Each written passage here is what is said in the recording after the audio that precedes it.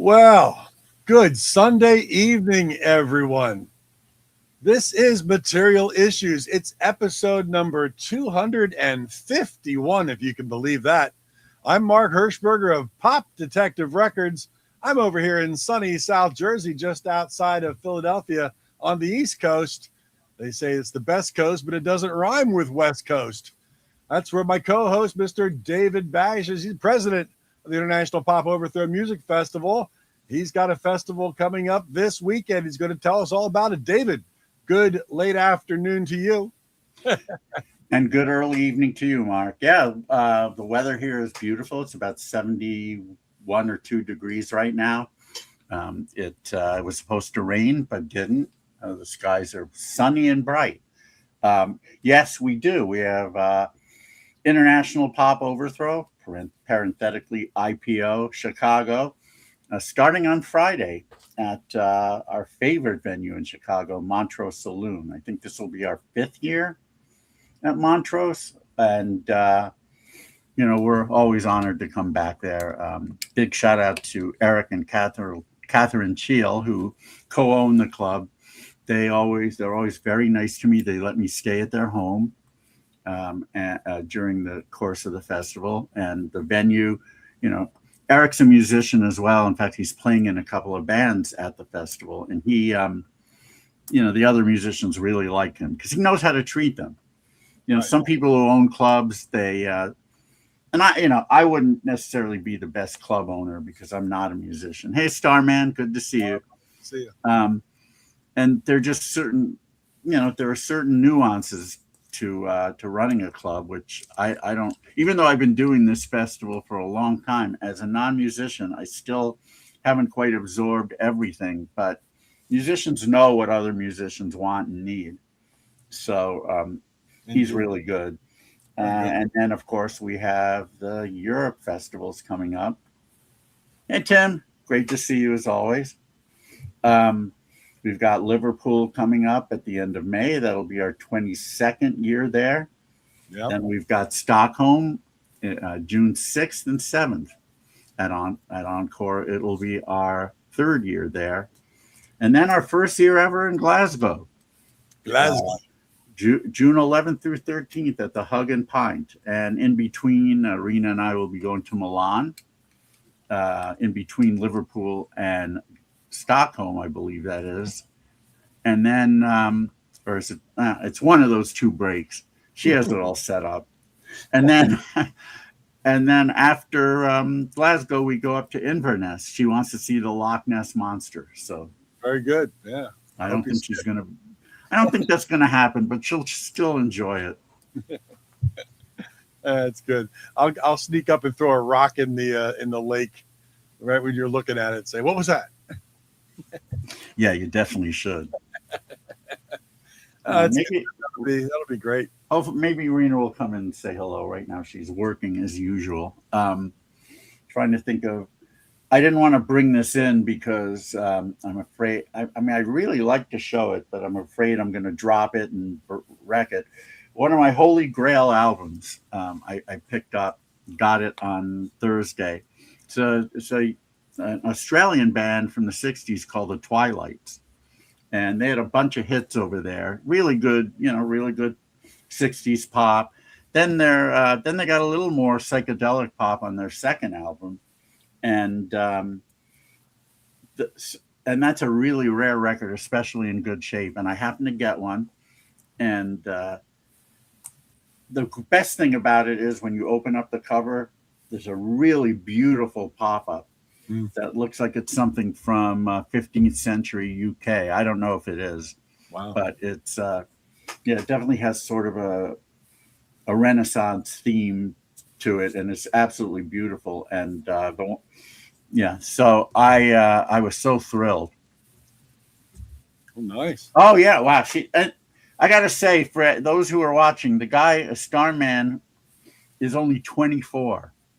And he's like buying stuff with music that his grandfather might have liked. I mean, it's amazing when somebody this age is enamored with stuff that came out well before they were born. And But he's right. The Twilights are fantastic. But the Once Upon a Twilight album that I have, again, it's an original. Apparently, Gerson, who's a great reissue label, is going to do a reissue with a pop-up.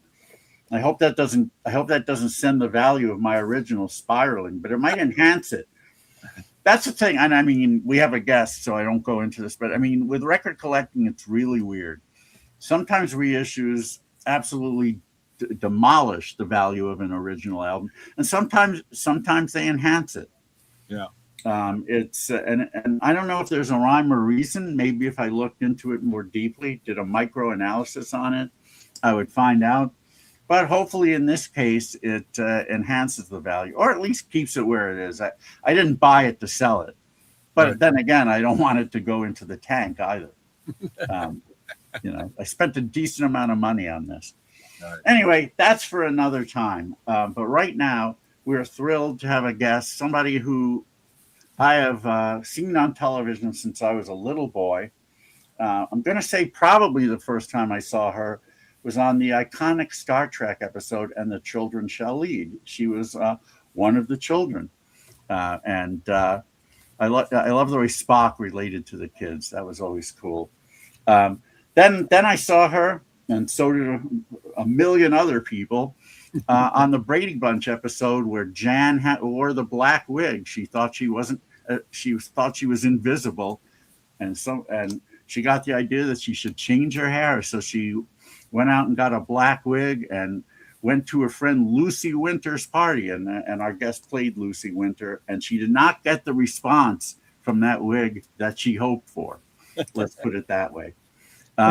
Then, she's also very well known for being the first Edna on the show The Odd Couple. Edna was Felix's daughter, and we want to find out why she didn't stay around to be the second Edna. But I think I may have an idea, because the next time I saw her, and these are things I remember. I'm sure I saw her on other things because she was on tons of stuff in the 60s and early 70s. But next time I remember seeing her was as Sally, the youngest daughter of Paul Lynde on the Paul Lynde Show.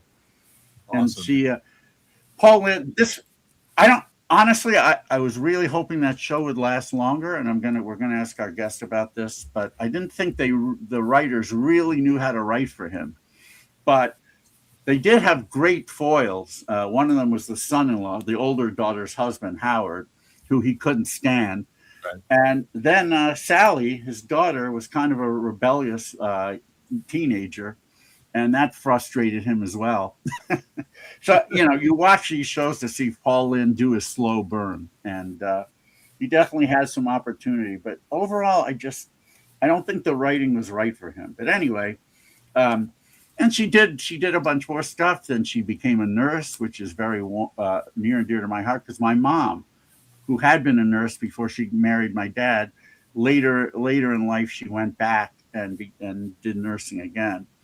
And for the past many years, she's been a very outspoken animal activist advocate. So she's a real Renaissance woman, and we're very, very glad to have her. Would you please give a huge Material Issues welcome to Pamelyn Ferdin? Hello. Hey. And there she is. Oh my gosh. It's that same smile. It's the same bright eyes. It's just absolutely a thrill to have you here, Pamelyn. As David was talking about, you've got to be one of the most prolific child actors of the late 60s, early 70s. I mean, your list maybe of all time, really. Maybe of all time. I don't know if there's a Guinness Book of World Records, but when I look at the list of not only feature films that you were in, but obviously sitcoms, and the list goes on and on and on, and it's not unknown things. It's like all the iconic shows from my youth in the 60s and 70s you were on at one point or another. And do you feel the magnitude of that in your past of what you really accomplished? Does that soak into you and go, holy cow? Yeah, looking back on it, I worked a lot.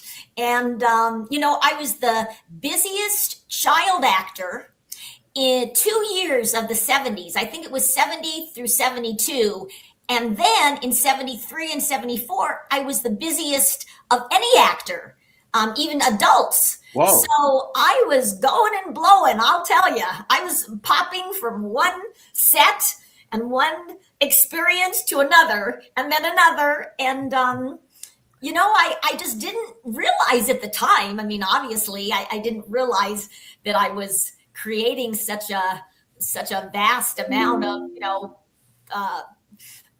television and film and voiceover things, but I'm really, really proud of it, and it's very interesting. I think in the past 5 years, I think I've realized the magnitude, like you said, of my work, because I have a Facebook page, which is my name, Pamelyn Ferdin, and it's a Facebook page, and every 2 weeks I post my experiences and my memories from doing all kinds of shows. I mean, everything from Bewitched to the Brady Bunch, like you said, to the Odd Couple, and my voiceover work too. I loved doing voiceovers, and I just did a 3-part post on what it was like to play the role of Sally in Cat in the Hat, and the absolutely incredible cartoonists that were alive back then and that were working on the show. And they were the cartoonists that invented cartoons. I mean, these were people that, they were the inventor of Bugs Bunny and Fred Flintstone. I mean, these are iconic cartoonists. And it was pretty amazing. When I look back on it now, for sure, it was very amazing, because now I realize, oh my gosh, I worked with Chuck Jones, who invented Bugs Bunny cartoons. He was great. I met him a couple of times. Even in his 80s, he still had the bow tie, and you could tell that he could still relate to children really well. Well, that's why I think he was a producer, or one of the producers, on a Saturday morning show I did called Curiosity Shop. And it was like how can I describe it? It was like Sesame Street, but for older kids. Right. And it was great. I mean, we had great characters. I mean, just wonderful, beautiful characters that I would sing to, a little groundhog and a big kangaroo. And it was great. But unfortunately, it only lasted a season. I don't know. Maybe the kids that they were plugging to, maybe the kids that they created the show for weren't even sophisticated enough to understand some of the routines that we would do. It's interesting because it's like, Hanna-Barbera cartoons. I mean, they did Fred Flintstone, and a lot of it is for adults. I mean, adults. As was Bugs Bunny. And Bugs Bunny. I mean, if you watch some of those Bugs Bunny episodes, they're in jokes that have to do with a lot of actors of the time. No kids would know what the hell they were talking about. Right. So, yeah. And it was the same thing with Curiosity Shop. I think some of the jokes were a little bit above their level, and I thought they were hysterical. But anyway, just working with Chuck Jones and Hanna-Barbera, Joe Barbera, and I mean, it's just. Wow. It was really neat. I mean, Hanna-Barbera Studios it was a 1-story, and it was big, it was huge. And you walked in, so whenever I went out on an interview for a voiceover that they were casting for, you would walk in, and it was quintessential 60s. I mean, they had shag carpeting and those smooth, rounded chairs. And then on the wall, they had these cells, these big cells. Oh, yeah. From every show, every cartoon they created. And it was just overwhelming. I mean, I would look at them, and it was just overwhelming. Do you know that those cells now are worth lots and lots of money? Oh, I'm sure they are. Yeah. Well, in those days, they didn't do anything by computers because they didn't have computers. And there was a whole room of there must have been at least 30 men in white shirts and ties, and they were doing the cells for the upcoming programs and hand drawing them. and it was pretty spectacular to be able to witness that. I'm so jealous. Yeah. Yeah, it'll never happen again, unfortunately. No. Well, I mentioned your magnitude of your work, not only feature films, sitcoms, TV series, but I failed to talk about what you're just talking about right now. You were in 3 of the most iconic animated features. I forgot to mention that one. Lucy in Peanuts, Charlie Brown cartoons, Fern, Charlotte's Web. And then you're just talking about Sally and Cat in the Hat. You were the voiceover artist of those 3. If that was all you did for your entire career, if those 3 and voiceover, that would be a wow career. And you've added so. When you were as you were getting into this stuff, I know you had like a Hollywood mom and pushing you into all this, but did you have training? Did you take classes in acting and voiceover, or did this come naturally to you? Because you have this great voice. Even now you could play a 12-year-old and be very convincing. Your voice is just so. Your voice for me was the most distinguishable feature. I'll admit I had a crush on you as a kid, like a lot of boys did. But your voice was the thing that stood out. When I first saw a Charlie Brown cartoon, I knew your name at the time because I'd read credits. But when I first heard your voice, I said, "That's Pamelyn." That voice. It was just so. Well, I never a standout.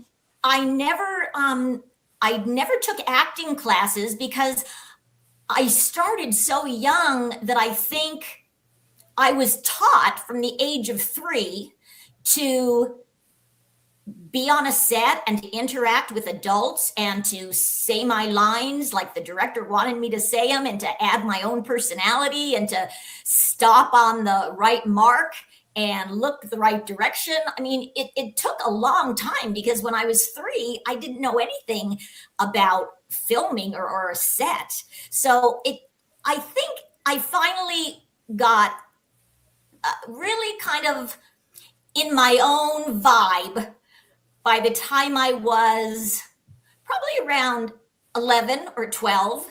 So that's when I felt like I just knew everything and could concentrate on my lines and interacting with the different characters on the show and stuff like that. So maybe it was even a little bit earlier. By the time I was 8, I was an old hand, 5 years in acting already, doing series and films and voiceovers. But yeah, I never took an acting class until I was older, like 18, 19 years old. But I could never change my voice. I just put in my personality of what I thought the character would sound like. So, for instance, when I was interviewing for Lucy on Peanuts, they had all these little girls. I think they interviewed about 50 of them, and we all got a script, a little 2-page script of things that we were going to interact with Charlie Brown on, and we were taken one by one into a sound booth, and we would do the script with the person behind the camera, and we would say our lines, and then all of those were sent to Charles Schultz, and he listened to 50 different recordings of a would-be Lucy Van Pelt, and he picked me, and I'm really happy that I thought Lucy, the old Lucy, who was in, she did the, and I forgot her name, I'm sorry, but she did the Christmas, the first Christmas, Charlie Brown. And I thought she was really mean to Charlie Brown. So I just didn't want to play just a mean, bratty kid. So right. when I looked at the script and when I went over the lines, I thought, I'm going to play her like she just gets frustrated with Charlie Brown. She just has this kind of this love-hate relationship with Charlie Brown. And she's so smart that he frustrates her, and she gets frustrated Yeah. because he doesn't get it. He's clueless. So it was great that the powers that be in that show let you modify the script a bit, because probably most kids wouldn't have had a say at all. well, I didn't have a say. I read the lines that all the other girls were reading, so I didn't change the lines or the dialogue. I just brought in that kind of personality that she would be more frustrated with Charlie Brown, and not be just a brat. Right. When you were young and getting into and working as much as you did you, as a young girl, did you look at it as work? Like you're going to work and I'm earning money and doing this, or was it more this is my fun time, or this is, what was your mindset as an 8-year-old? On someone who's very busy. Is it work? Yeah, I didn't realize. I didn't really realize how unique an upbringing I was having. I didn't really get it at the time. It was a lot of work. A lot of work. And so I considered it work. My mom considered it work. She would say, okay, you're working tomorrow, Monday through Friday on such and such. You know what I'm saying? So she always called it work, and I just did the work that I was hired to do. So I got very, I was pretty mature, actually. And I was pretty serious, because 95% of the time, between the ages of 3 and 18, I was around adults. I wasn't around kids of my own age. So, and I always thought of kids of my own age as being stupid, or, not stupid in the sense that their IQ or anything, but just kind of silly, and they weren't focused. Immature. And serious and mature. Yeah. So, yeah. Did you realize that at what age did you realize that the people you were working with and around were big stars, were stars, and not just coworkers or people that were there when you showed up to do things? The list of TV series that you've been involved with is mind numbing. If I was just an autograph collector and wanted to get those, they're superstars of the genre. And you were around all of them. Well, I think I was lucky in the fact that I was acting in the tail end of the golden era. So when I was 3, I was working with people like Dean Martin and Bing Crosby and Jack Benny and Shirley MacLaine and all some of the just iconic stars, the real stars of Hollywood. Right. Not these other stars, but real true stars, as in golden age of Hollywood. So, my mom, for instance, they had commissaries at all the studios, and there were only 7 or 8 studios in all of LA. So they were always filmed and produced by a certain studio. And now they have all these independent producers and independent companies that produce film. But back then you would actually go to the studio, to the individual studio, like a MGM or Culver City or Metro Golden Mayer or whatever. And they each had a commissary, and they were built in the 20s, 30s, and 40s. And so they were these huge Art Deco looking cafeterias that were very, very ornate. And that's where all the stars would go to eat lunch and have a highball. So when I was at Universal, I remember doing the John Forsythe show. My mom took me in. We put our name in to be seated at this commissary. And when they took us into the commissary to the table, we were walking by, and my mom would say, "Oh, Pammy, there's Lucille Ball. Oh, Pammy, there's Burt Lancaster. Oh, Pammy, there's Gregory Peck." And I would look at them, and she said they're big stars, but you know, I'm 7 years old or whatever, 8 years old. So it really didn't register to me until I became an adult. Yeah. And now, of course, now as an adult, you can look back on those things and just be absolutely amazed. You need an autobiography to come out soon sometime. Was your mom also your agent? No.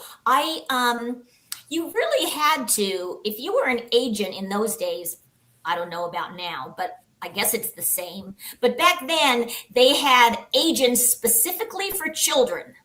Mm-hmm. And I had different agents depending on the age, but I ended up with the child agent of Hollywood, and her name was Dorothy Day Otis. And all the big child actors had her as their agent. So yeah. Good way to land it. We had a question pop in. I want to get to it before we get too far. My brother. Yeah. Oh, it's your brother. Your brother popped in with a question. He said he's a huge Odd Couple fan. Who was the nicest person on the set? And did you enjoy the Sherman the Clown episode, the best of the three? Oh, boy. Well, I don't have a favorite because even before I became Edna Unger, I did a episode about camping and campers. Yeah. And I played a little brownie or a Girl Scout or something like that. And Paul, no, not Paulin. I'm going to another character. I would say that Tony Randall and Jack Klugman were two of the most fun actors I had ever worked with because they were so much like themselves. And since I watched The Odd Couple once in a while, I knew their characters from television. And then I worked with them as a little camper. But when I played his daughter, they were filming in front of a live audience. And that's the first time that I was ever playing to a live audience. So we would basically rehearse Monday through Thursday.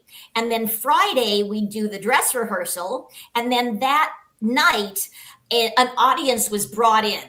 So you had them live. And it was so much fun being in rehearsals with those two because Jack Klugman would come in jeans and a sweatshirt and he'd bring bagels for everybody. And Tony Randall, he would come in and he was so fastidious and he was so beautifully dressed with a little tie and, you know, a little vest and a coat. And he was just finicky and exactly, they were so much like their characters. It's really amazing.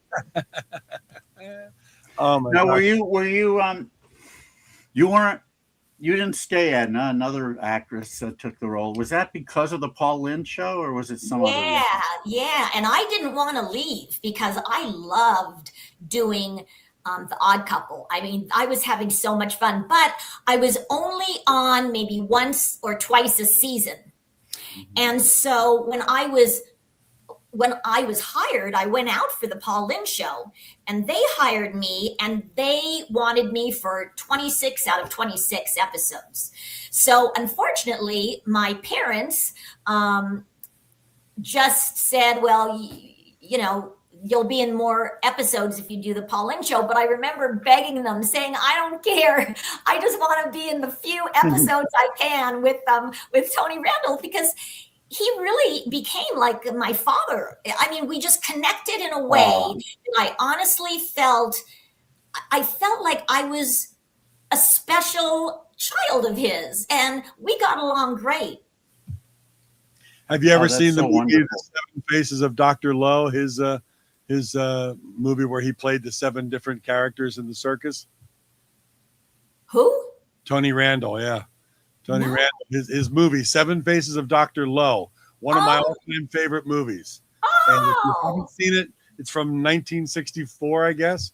Elaborate Technicolor. You got it. You got to go find the DVD, which is like $3 anymore, but one of my favorite films of all time. Just had to throw that in there. So, and Tony Randall was was so Broadway, because in those days Broadway was considered kind of a highfalutin thing to do. That if you were on Broadway, you were a class above film actors or television actors. That you had this, and he had this bravado about him, and he would between scenes when we were rehearsing. He would sing Italian operettas, and he would sing to me his operettas, and I'm like, okay, well, whatever. I thought it was just so much fun. I really loved Tony Randall. Wow. He may have been Felix may have been the character that most resembled the actor in real life of anybody. I mean, unless Jerry Seinfeld's playing Jerry Seinfeld. I mean, otherwise, it's. And I had seen him on What's My Line, and he, in retrospect, you could see how much like Felix he was even then, back in the late 50s, early 60s. Yeah. What was it like? Did you end up having a lot of fun on the Paul Lynde show? The Paul Lynde show was not a great experience for me, which made the decision my parents made to leave The Odd Couple even more frustrating and sad for me, because Paul Lynde,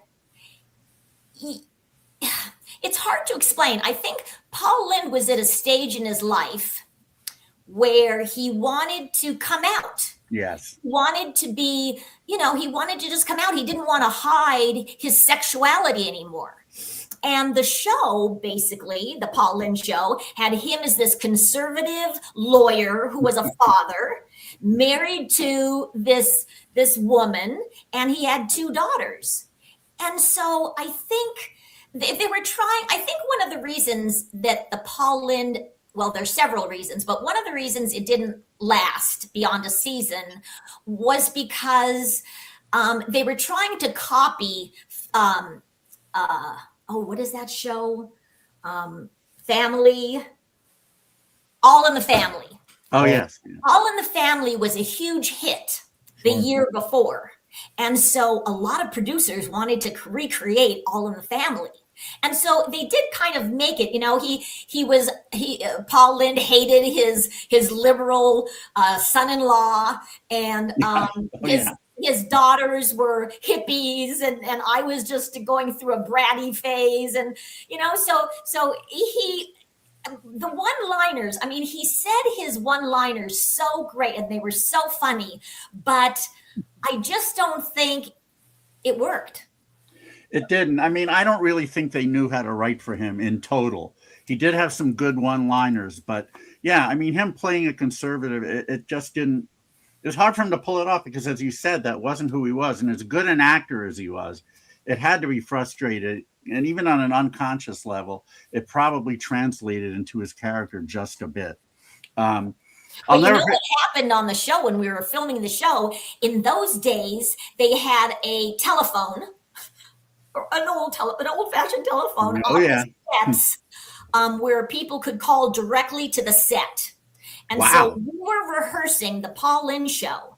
And I remember the production director got this call, and he said, there's a phone call for you, Paul. He was like yelling out to Paul Lynde, there's a phone call. I think you should take it. And Paul Lynde yelled, who is it? And the production guy said, Elton John. And so he went over and took the call. I remember one line of yours from the show. You were sitting at a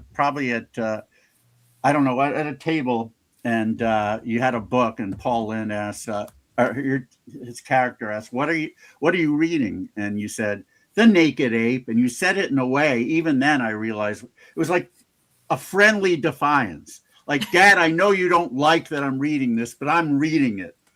And then I think he made a joke about, is it a book about Howard or something like that? That's all I remember. But I do remember your line. Yeah.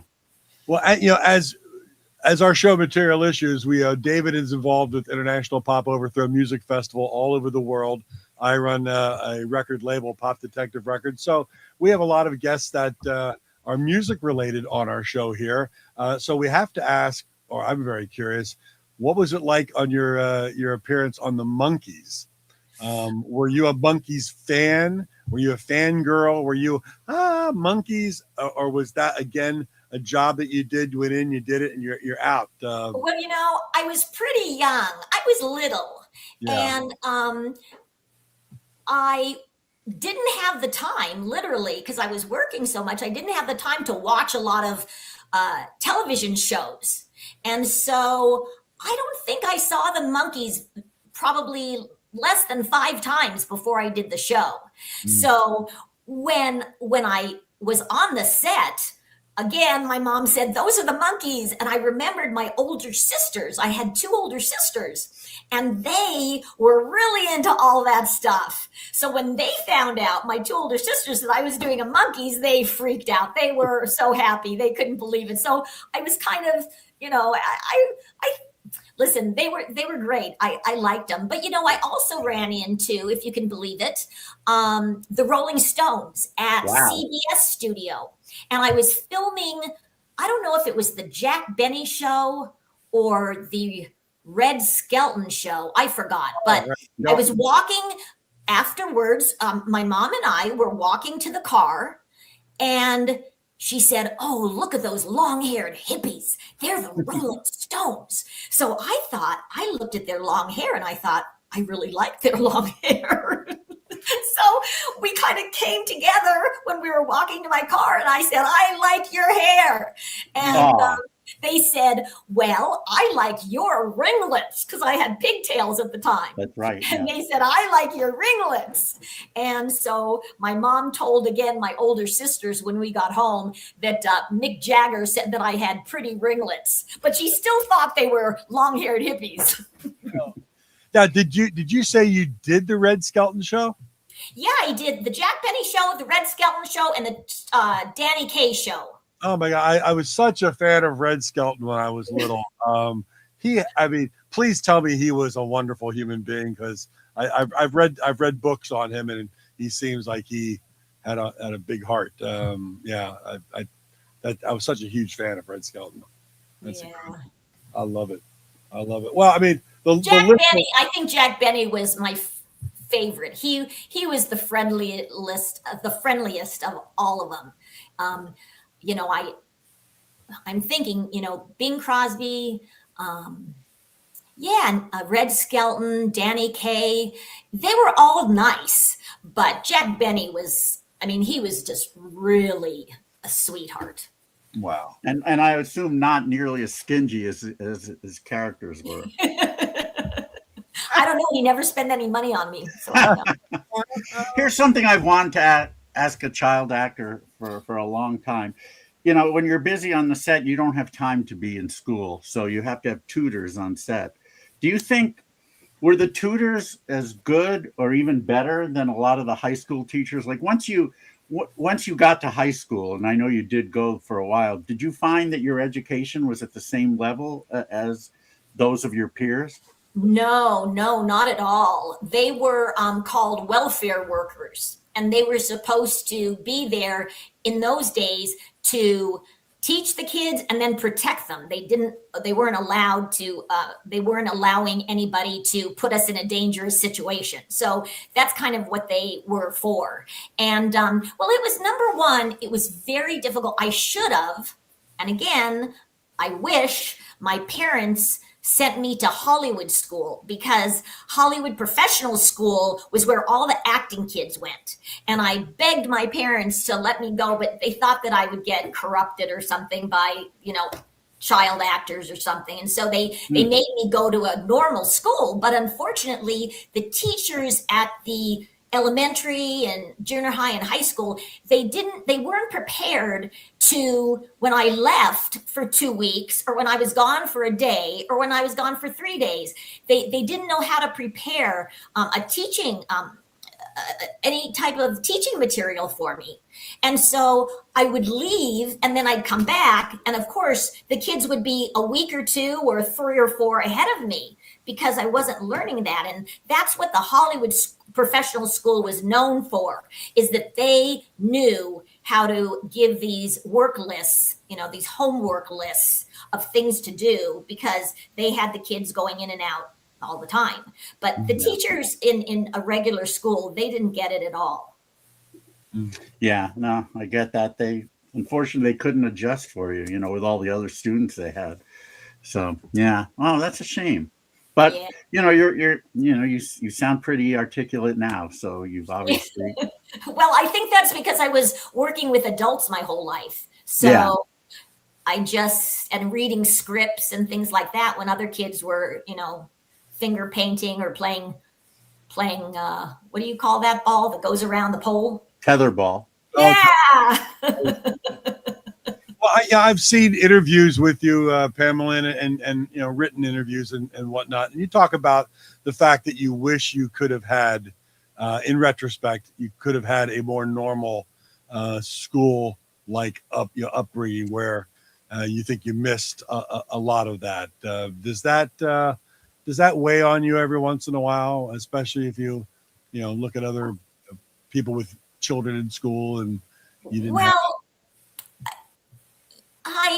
I guess what I did was, in order to compensate for not feeling that I was getting the best education, or the education that I wanted, because I love to be educated and I love to learn. And so what I did was, in high school, I would use every recess and lunch, and I would go to the library and I would do all this catch up of what I wanted to learn that I hadn't learned. And so I would spend all day after school. I would be in the library and I would be looking at, reading about geography and the 3 R's: reading, writing, and arithmetic. Well, what about socially though, Pamelyn? You're on set for most of your childhood, or doing voice work and things. What did you miss socially of not being in a quote normal school situation? Well, like I was saying before, I didn't make friends because I was in and out so often that the kids couldn't accept me. They and especially when you're young, when you're in elementary school, I mean, they'd see me and I'd be gone for 3 weeks, and then I'd be there for a couple days and gone. And so they never got to know me, and I certainly didn't get to know them. Right, yeah. So it definitely, I've always felt more comfortable with adults. I've always felt more, even when I was 4 and 5 years old, I felt more comfortable with adults than with kids. So yeah. Is there anybody any other child actor you worked with who you stayed in touch with who might be called a BFF? No. I never had a BFF. When I was in acting, all the years I was in acting until I was 23 and left acting, I never made friends. I was pretty serious. I mean, even when I was doing the Brady Bunch, and I knew the kids from going out on interviews before they were on the Brady Bunch. All right. But even there, I didn't crack up or joke around. I was just pretty serious about what I was doing and trying to do the best job I could. Wow. Well, I mean, that's got to be a little tough on, but you didn't know you were doing what you were used to doing, and you were doing it. I tend to put feelings on my dogs as I do other people. It's like, boy, if I was in that situation, I'd miss having, what I had, friends and playing and listening to music together or doing whatever. And it's just a different world. It's a different thing. It's amazing what we don't know when we watch the actors do these things, as those who have no connection to the business. We think, oh, they must have, like, after the show, they probably went out together for ice cream sodas or whatever, and they went out and played in the or whatever it was. And like, it's You hear this, and it's very enlightening. I don't think so. I don't think so, because seriously, most of the kid actors I worked with were serious about their job as well. They weren't like cutting up and making jokes and doing kid stuff together. They had a job to do, and their job was to read the lines and hit their marks. And so I mean, I'm sure that the Brady Bunch kids got close because they were doing it for so many years. Right. But I really didn't get close to any of them because I wasn't with them long enough.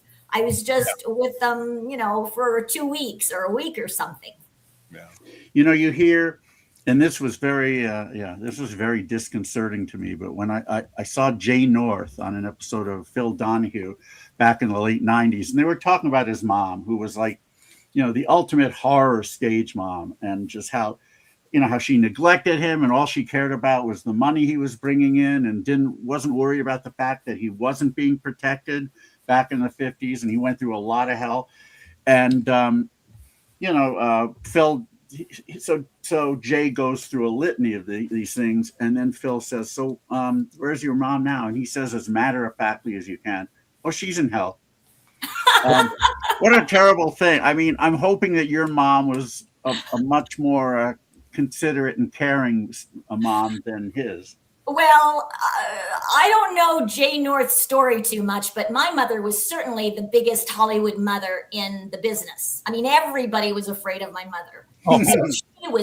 She was a real perfectionist.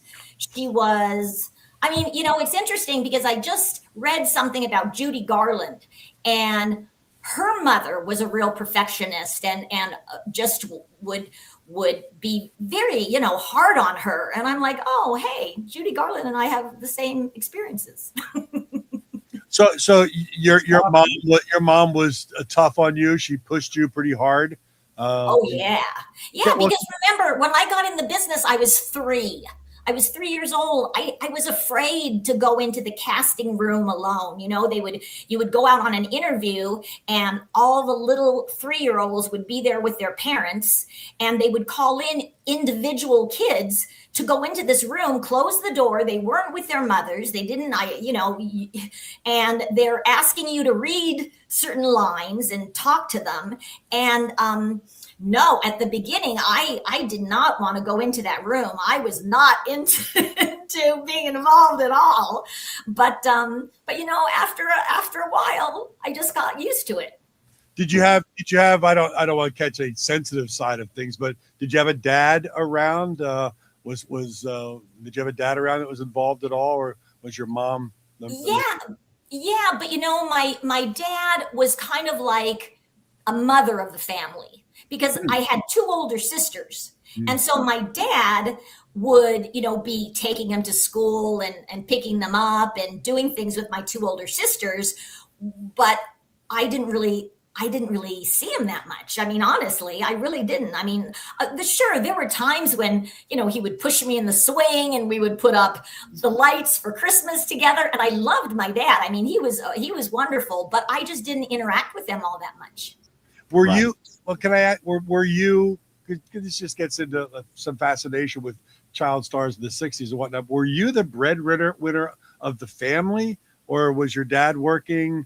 Well, I'll take the 5th on that, and I'll tell you in my autobiography if I ever write one. Okay. We're intrigued. We said that earlier. You needed an autobiography. There you go. I know. I need to do one. I know. People ask me to do one, but and in some ways, I will someday, and it'll be very revealing. This segues a little bit into my next question, but I assume you do some of those conventions where you come and you sit at a table and sign autographs and say hi to your fans. What is the thing that they most ask you about or most tell you about was a great memory of watching you? Oh boy. There are so many. I can't even think of the top one. I mean, they asked me to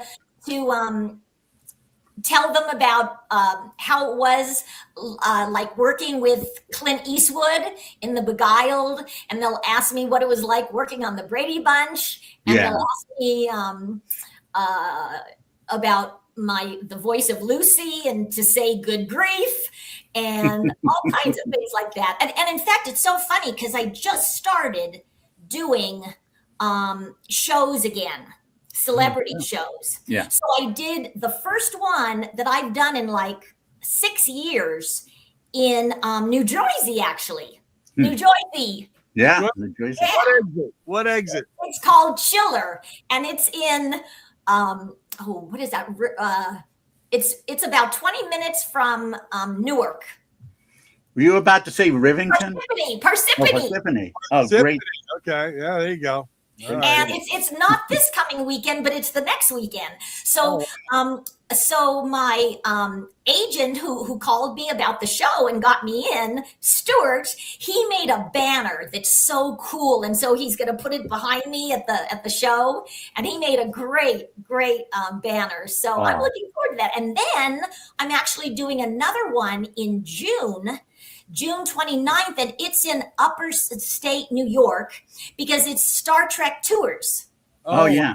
So there's a museum, which I've never been to, but apparently William Shatner goes there a lot. He's been there dozens of times, but they have this museum up there that has the entire Star Trek set, and it's supposed to be incredible. And it was probably it's probably way better. The museum that they have is probably way better than the actual Star Trek set, because that one was pretty frail. William Shatner. I held up with tape and like and hammer and nail some of those sets and on Star Trek. William Shatner is a marvel, absolutely medical marvel at his age. Well, I'm going to see him. That's the first time I'm going to see him. That's the first time I'm going to see him at the show at the end of June. And I'm dying to see him because I haven't seen him in probably 10, 15 years, the last Star Trek show I did. So I can't wait. I think he's like 94. He's he's 95 actually. Wow. Because my dad was born only a few days before him. So that's how I know. But yeah. Star Trek. I mean, again, another unbelievably iconic show of the 60s. I just, it's I'm looking at a list here besides everything. The John Forsythe show. I mean, what a fantastic show that was. Family Affair, My Three Sons, Green Acres. One of my favorites, Branded. I used to love. Oh, wow, you watched Branded, huh? Branded. I was a little thing. I was a teeny tiny little thing. Yes, and that's I just mentioned like 6 shows there, but the list I have here is probably 30 shows long. Yeah, your Wikipedia list is incrable. It's unbelievable the amount of work that you did. And I had my website. My website was created for me about maybe 10, 15 years ago. And it's at PamelynFerdin.com. But I'm running across the bottom. It was the first time that I saw how many shows I was in. Before 15 years ago, I don't even remember them. I mean, he would just list 250. I mean, television, films, voiceovers, and I was going through my own website going, wow, I did that. I remember that now. There's the voice. Notes for your autobiography. You need to start making notes so before you forget everything. Yeah, holy cow. But now you became a nurse, ultimately. What was that something that you really wanted to do as a little girl? No, I didn't really decide that I wanted to become a nurse until, my older sister Valerie had become a nurse, and the only subjects in high school that I was good in was biology, and I became, because I've always been sensitive to other one's feelings, animals for sure now, but back then I became a candy striper because I wanted to take care of sick little kids. And so I think in high school I started thinking about it. And then in I remember that I really wanted to go to college when I was about 18. I just had this desire. I told my parents I wanted to be a normal kid and I wanted to make friends because I hadn't made any friends, and I thought it would be neat to have like college friends and stuff like that. So yeah, that's when I said, I'm kind of done. But I continued to do commercials and voiceovers until I was about 25. But when I was I went away to college, or not went away, but I went to college when I was 18. And so I thought that it would be great. And it was great. It was a wonderful experience because I met girls and they became friends. I mean, never close friends, but a couple of them close friends that I wish I would have kept in touch with. A couple of them were really close friends, and I just loved it. And then dating guys, I had never dated anybody or never, had that inclination.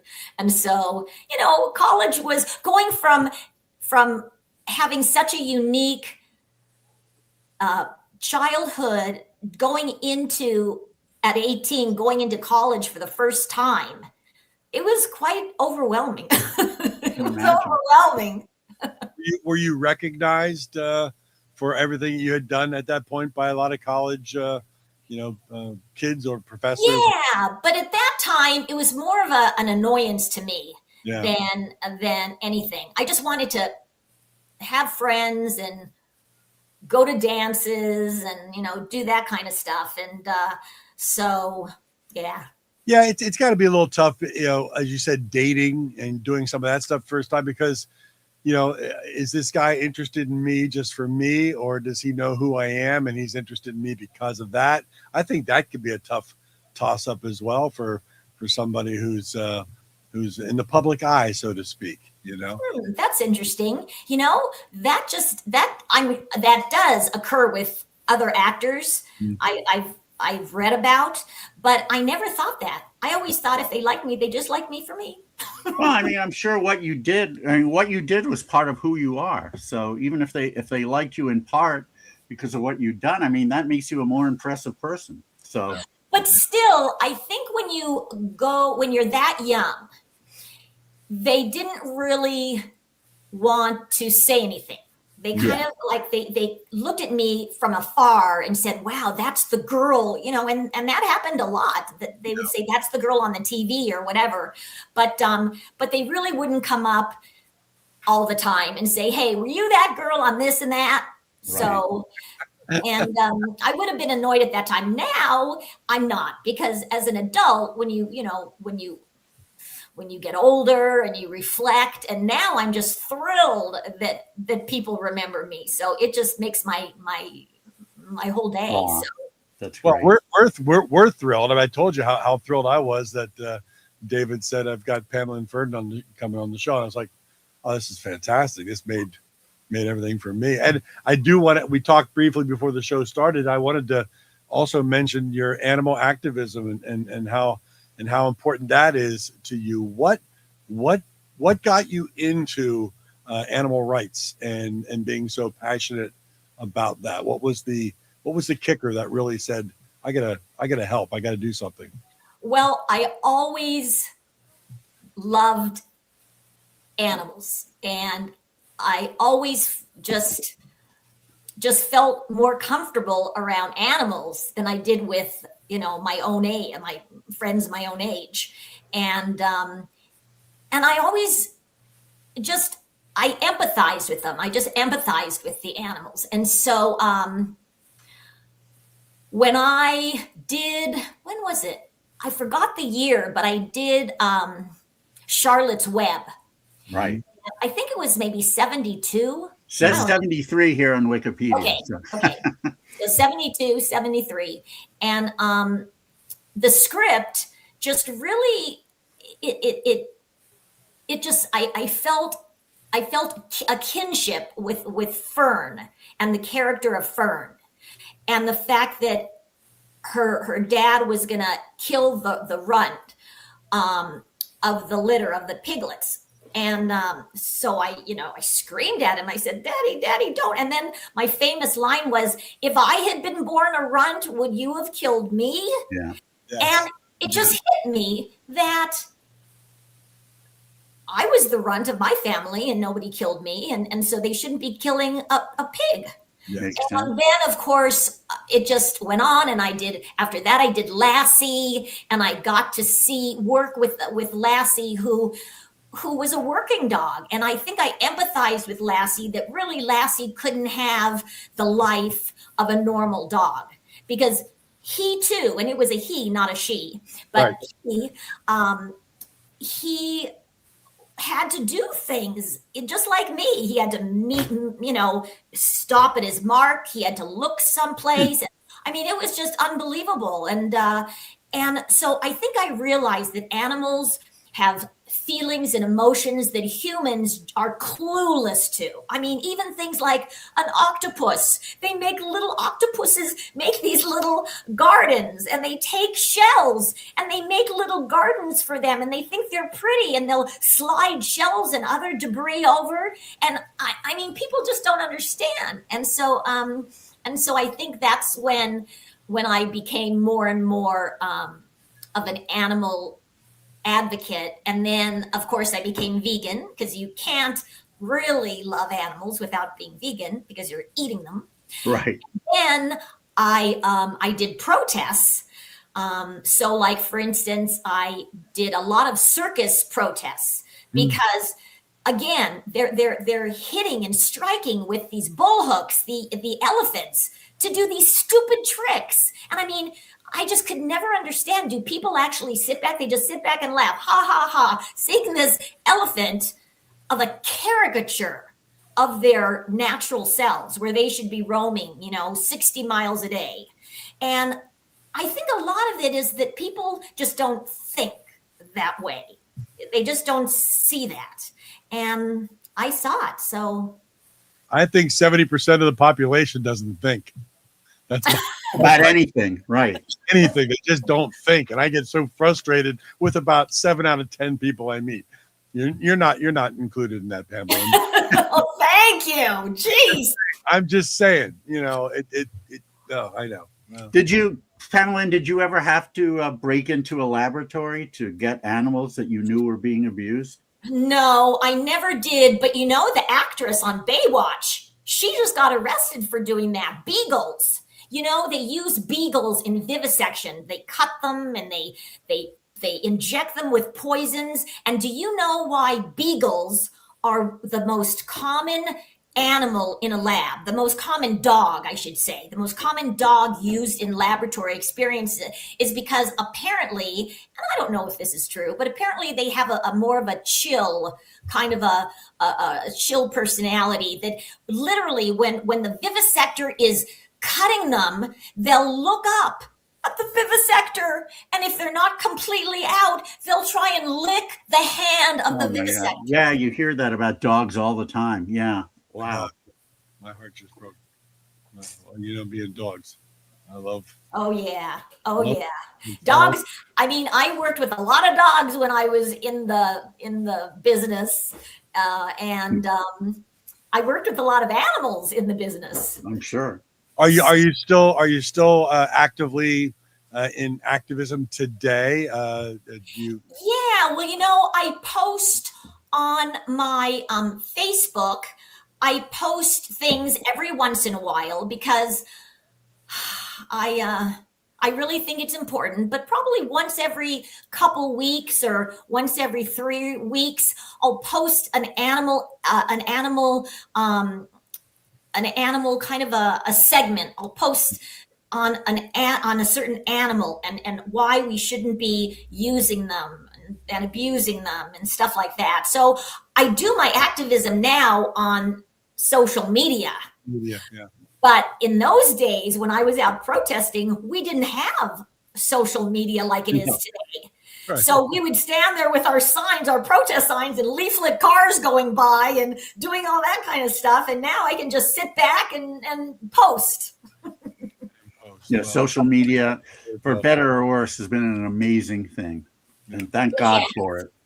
It has. It's amazing in certain ways. I'd go back to the 60s and the 70s if I could in a second, though. I think a lot of us would, especially when we talk about the artists that we love from the 60s and the 70s and just vinyl. You know, as you can see some of David's collection behind him, but that doesn't cover 1/10 of things that you can't see. But vinyl, holding that piece of that vinyl record in your hand and reading the back and forth and holding and putting it on the turntable and listening, those days I miss terribly. Yeah. My oldest sister, she used to get records, and I remember that she sat me down and put on a record, and it was Cat Stevens. Oh yeah. Or she would put on a Beatles record or the Rolling Stones record. That's how I learned about him. And it's so funny because this past weekend, I went to a 60s tribute. Oh. And this band, they were great, and they did all the songs in the late 60s. I mean, the psychedelic and the Flower Children, that era. So they did the Doors, and they did Cream and the Moody Blues, and it was just great. And of course, I wore little flowers like this. They tried to be a flower child. Well, you see, I've got my peace sign shirt on and an actual peace sign here. So groovy, very groovy. Yeah, David's known for his shirt collection too.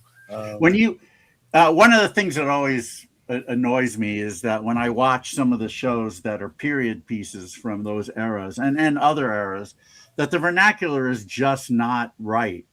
And I've also noticed that if it's a series of some sort, like let's take that 70s show, the first season, they used a lot of the phrases that we used to use back then, like, for example, get bent. I think Donna says that to Eric one time. And then as the shows go on, you hear less and less of that. And you wonder if the people in charge are saying, we don't want to lose viewers. They don't know what the heck get bent means. We got to have them talk more like the people today. And that always frustrates me. And it frustrates me in a movie that's a period piece or a mini series, that they just don't use enough of the vernacular that they had been using back in the day. Do you notice that too, or do you not watch this? I don't think the culture, I mean, us baby boomers, we remember that. But anyone younger than a baby boomer has a different lingo. I mean, it's a different culture. It's a completely different culture. I always say that I stopped listening to rock music, when I was probably 1989. Because when rap first hit the scene and when all that heavy metal, I just wasn't into that. And so I literally stopped listening to music in the early 1990s. So I don't know their vernacular. I hear now, I'll hear a rap song or something, and I don't know what they're saying. It's like a totally different language. And I think they grew up, the ones who listen to that grew up in a completely different culture than the culture we grew up in. And they don't understand us and we don't understand them, but whatever. Well, we talk about all the time. We are so grateful for when we did grow up, because they don't make sitcoms like that anymore. They don't make series like that. It just doesn't. Television, television is whatever, social media and YouTube and everything like that. It's just not. It was so great to have only 3 channels to choose from, and you planned your Thursday night or your Friday night or your Saturday around a TV show. This show's on at 8:00 on Thursday. We can't miss it because you couldn't record it. Right. Right. And you definitely had, I think life was not only simpler back then, but you felt more of a community because you could talk about the shows you watched the next day with your friends because there was only 3 stations. That's true. Everybody that usually, I mean, how many of the kids talked about, what they saw in the Brady Bunch that night or something the next day, and all their friends were on the same time frame. And if you missed it because you had like a family event or something, oh my gosh, because there was no way to see it again. And only as a rerun, like 5 or 6 months later, You have to talk to people the next day, and they'd have to tell you everything that happened on the show last night because you missed it. It doesn't happen anymore. I know. Well, they don't. I can't believe I'm old enough to yearn for the good old days. Oh Lord. None of us can. Well, they don't make them like that anymore, and they certainly don't make child actors like you anymore, and that's really a shame. And this was an absolute pleasure, Pamela. Oh, thank you so much. Thank you so much for being on the show, and we wish you the best in everything that you're doing now. Oh, thank you. And definitely, why don't you two go on my Facebook page, Pamelyn Ferdin, and I think you'll like the stories. In fact, I did a 4-parter on the John Forsythe show. Wow. And then I did a 3-parter post on, what was that? The Original Family Band. And that was great to talk about Disney and meeting Disney and his ranch and the experiences of working on this incredible ranch. But so go to my Facebook page and then also email me a copy of the show so that I can put it on my Facebook page. Oh, wonderful. Yeah. It will actually be archived the second that we're done. So yeah, well, I'll send you I'm going to drop you an email about drop me a link. I don't know how to get into the archives. I'm telling you, I'm computer like I basically only do emails and Facebook. Well, I'll be in touch with you, Pamelyn, and I'll send you the links and we'll talk how you can get to it and a couple things with the rescue. And one of our regular viewers just said this may be the best interview we've ever done. So thank you for that. Whoever said that, I appreciate it. I really do. You made my whole night. Yeah, great. Well, Pamelyn, best wishes to you. I'll be in touch again in the near future, and safe travels to Parsippany coming up. And make sure if you're watching this, you're near Parsippany or anywhere where Pamela's going to be out signing autographs in the near future. Make sure you stop by and say, hey, I saw you on Material Issues. April 24th, 25th, and 26th. I'll be there. There you go. Have a great night. Stay safe, Pamelyn. Thank you so much. Thank you. Bye. Bye-bye. Oh my God, that was really fun. Yeah, fantastic. What a wonderful spirit she has, and as I said, she's she's just very, very much the way I remember her as a child. And I see where you're coming from on that. It's a great way to be. Wonderful. Great get. Yeah. Enjoyed that. Really enjoyed that. Man, brings back memories. I'm looking, we didn't even get to cover like a lot of the other shows, but she was on Night Gallery. She was on Sigmund and the Sea Monsters, Chips, the Shazam, Flying Nun, Mannix, Beretta, The Streets of San Francisco. It goes on and on and on. And we can't forget, as much as some of the iconic lines or just seeing some of these people on shows means to us, it was work for them. And she very nicely illustrated that. I remember Joel, I don't know if he's still watching, but he ran a business group called the Beverly Hills Business Organization, and one of his guests was Bernie Kopell, who of course we know from Get Smart and Love Boat. Okay. He was also a guest on The Odd Couple, and The Odd Couple is Joel's favorite show. And, when he was on The Odd Couple, he played a hypnotist who Felix Unger said, no, I'm too smart to be hypnotized. And of course, he immediately was able to hypnotize Felix. And Oscar said, wow, what's happening here? And Kopell's character said, well, he couldn't be hypnotized. He must be dead because he wasn't moving. And Joel loved that line, and when he met Bernie Kopell, he brought it up, and Kopell said, "Sorry, I don't remember." As iconic a line as it was to Joel or other people who were watching, it was work for him. The guy was a busy actor, just as Pamelyn was. So you mentioned certain lines, unless people bring them up at these conventions. They're probably not going to remember because again, it was just work. And it was, and Pamelyn did so much besides 20 or 30 feature films, besides I don't know how many TV series and the animation that she's known for. after she even said, she had to look at her website and she couldn't believe the list. Yeah. And probably can't remember, a lot of stuff that she was involved with because it was work and you did it. And, unless, I always say, I think you and I have talked about this before, but I wish I would have kept a journal growing up. I look at Michael Palin of Monty Python, and he kept a journal from a young age through every single day of his life, including all of Monty Python, all of his movie work. So he can go back to any specific day, even if it's small little notes, and remember what he did and who he did it with and the people involved. And I wish I would have done that. I had a couple of them and I lost them in several moves. So yeah, I know what you mean. It would be great to look back and see what we wrote and how we wrote it and everything. And it would bring back certain memories. You'd probably be shocked that you forgot certain things. Yeah.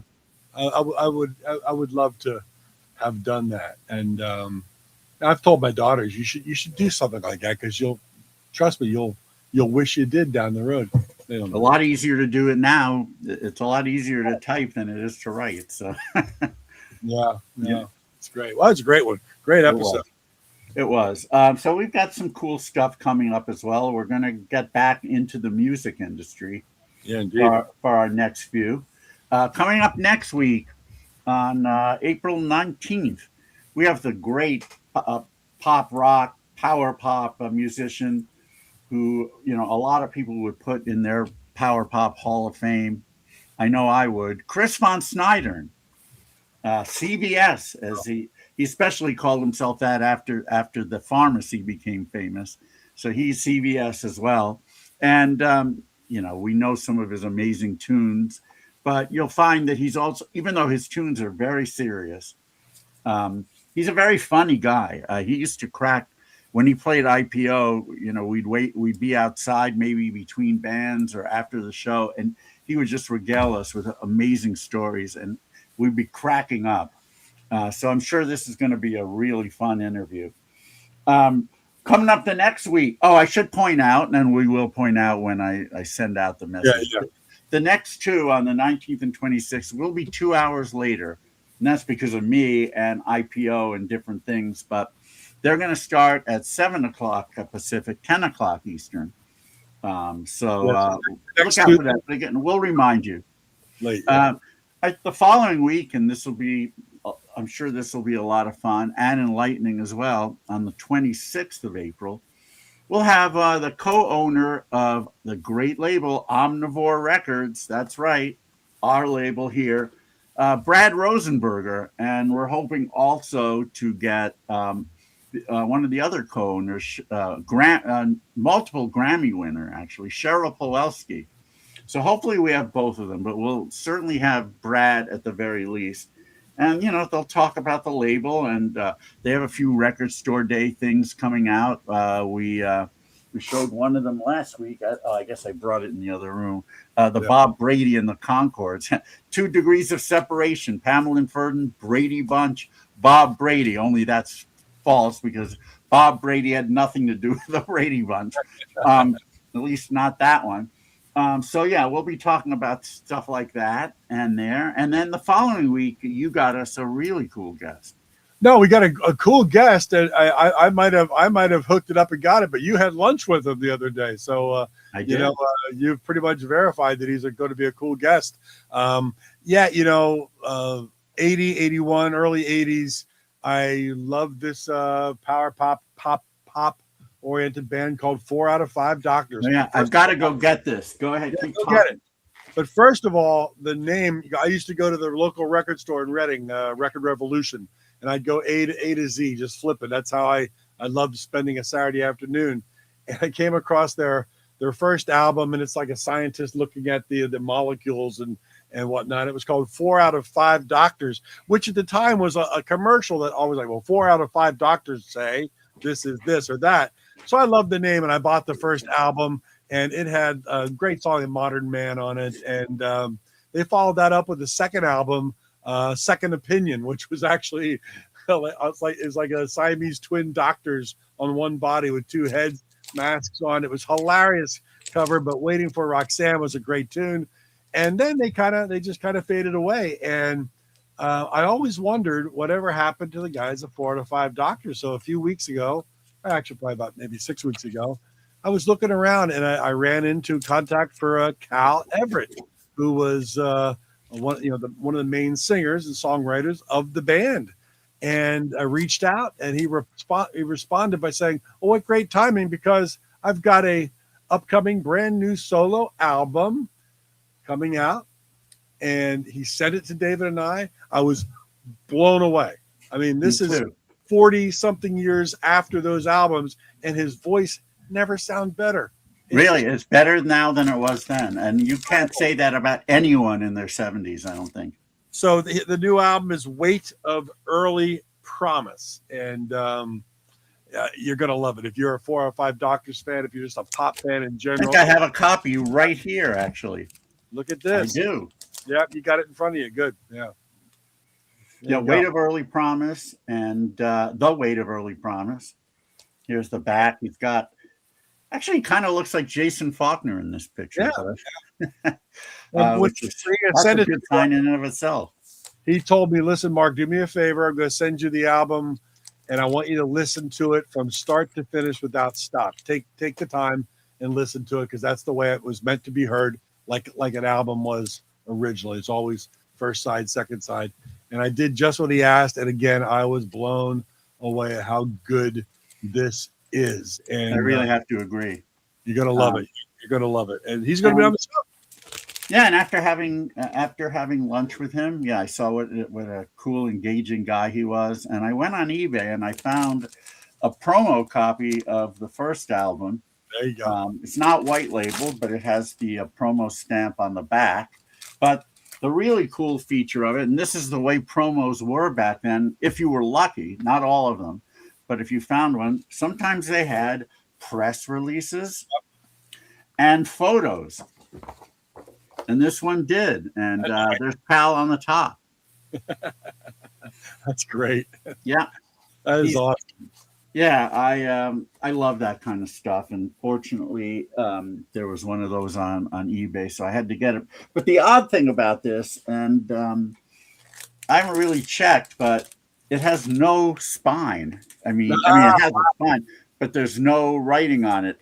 I'm wondering, I can't imagine that the release copies were that way. No, I think the release copies have, because I have them both. Yeah, I don't have it handy, but I'm sure they have a spine. Yeah, and that's really, really strange. Yeah. But I don't think I've ever seen anything like that. So that'll be back to our normal time. So that'd be a great guest. That'll be right back to our normal time, and also back to our normal time will be our next week's guest, or a week from then, May 10th. If you were a fan of MTV early on, and I'm sure a lot of us were, you may remember a song called "Belly of the Whale." It was in heavy rotation early on MTV. It was by a band with the very cheeky name, the Burning Sensations. And we know exactly what kind of sensation they were talking about that was burning. In the belly of the whale. Yeah, they were really kind of quirky band and a lot of fun. And one of the main members of the band went on to form another band called Cosmo Topper, who played in Los Angeles for many, many years, including several IPOs. And boy, does he have stories. He has a lot of stories about Burning Sensations when he was going to shows in LA and getting to know certain bands. So we're going to ask him about that. But that's Morley Bartnoff of the Burning Sensations, and Cosmo Topper will be our guest on May 10th, regular time. And then after that, we'll see. Maybe we'll save May 17th for playing more music. After that, we're going to be in Liverpool. We have to figure out if we can do that again. And it was a little bit dicey last year for whatever reason. But hopefully we'll do at least one of the 2 Sundays that will be in Liverpool live from the Cavern. Yeah. So we'll keep you posted on that. But so we have a lot coming up, and we look forward to all of it. We got the next 4 weeks packed with great guests. You know, we this is the way we are. Sometimes it's like, well, we got the next week booked, but who knows? And then we turn out with the next month booked, and you never know. We always have irons in the fire. David and I are always poking around and trying to get guests like the wonderful Pamelyn Ferdin tonight. I mean, I never would have thought, you know, when we started Material Issues, I never would have thought that we would have her as a guest, and it was for someone of that genre and ilk. It wasn't even. We weren't even thinking more than 10 episodes. Period. We weren't even originally thinking of having guests. That was our original. No, we weren't. We really, until our 3rd episode, we really hadn't considered it. Yeah. And then suddenly that happened, and it's continued to happen. And, you know, we're lucky that there are a lot of nice people out there who are willing and happy to share their time with us. And, you know, Pamelyn was talking about Facebook. It's mainly because of Facebook and other social media that we've been able to do that. Hey, oh, Tim, thank you so much, Tim. Yeah. I love going to Chicago so much. I'm very, very optimistic about the festival, and I look forward to it. So thank you for your good wishes, and you have a great week too. Yeah, thank you, Tim. And everyone else who's listening, have a great rest of your day, and have a great weekend and week. And we will look forward to seeing you 2 hours later than usual on Sunday, April 19th, with the great Chris von Snyder. Nice. Yeah. David, love to Rena. Have a great evening. Love to Chesnati, who you showed earlier. That's my doggies. And it's time for a walk. All right. Good night, everybody. We'll see you next week right here on Material Issues.